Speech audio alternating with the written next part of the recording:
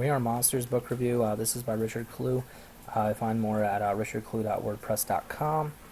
We'll link in the description. It's a blog I run where I talk about writing, review books, I talk about horror and some other things. Most of it's about writing and book reviews. We Are Monsters, it's a horror book. It's by Brian Kirk. It's 312 pages long, which I guess depending on who you are, that's a little bit long. It's not quite as long as like a Stephen King book, and it reads pretty quick. It's about the Sugar Hill Mental Asylum. The faculty guy there, they're running they're trying to find a cure for schizophrenia, and then there's this killer who's the apocalypse killer who comes in, and he's going to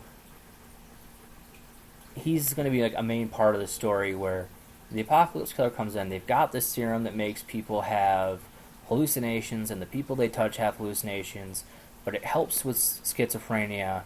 So they give it to the apocalypse killer because he's a serial killer schizophrenic, and they're trying to cure him. So they do that to prove things, so they can become famous scientists and prove their theories and get drugs on the market. And of course, all hell breaks loose. So in this story, there's some sexual abuse, and it's done all right. It's done in some clean ways, so it's not overly gratuitous. I like the way Clive Barker does his kind of gratuitous stuff better. To me, Clive Barker seems cleaner, and he goes kind of more gross, even. And that being said, I mean, Kirk doesn't sugarcoat the abuse. That's a lot of the story is it's about accepting abuse. And this book's actually going to be negotiated for a movie deal. And if you're interested in a book that's about an asylum where they make a serum, they give it to a serial killer who's called the Apocalypse Killer, and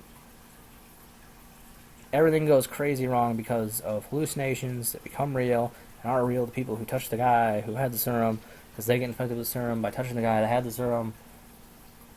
Check out this book. I thought it was interesting, but it kind of loses some appeal because most of the horror's threats, it's not that threatening when it's a hallucination. But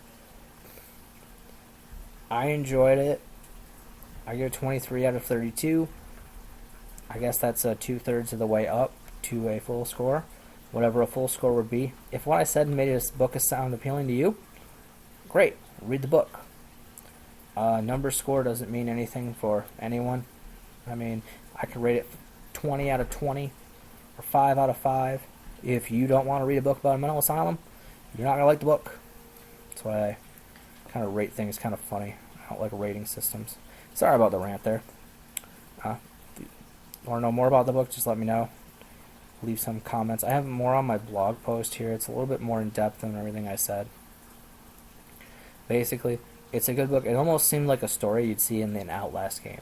I almost forgot to mention that. I'm glad I actually pull up the blog post when I do these, because I read this, I think, over a month ago by the time this is coming out.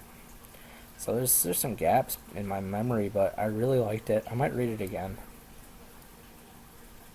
I got apparently a typo here. It's supposed to be humane treatments, because they're supposed to be utilizing humane treatments.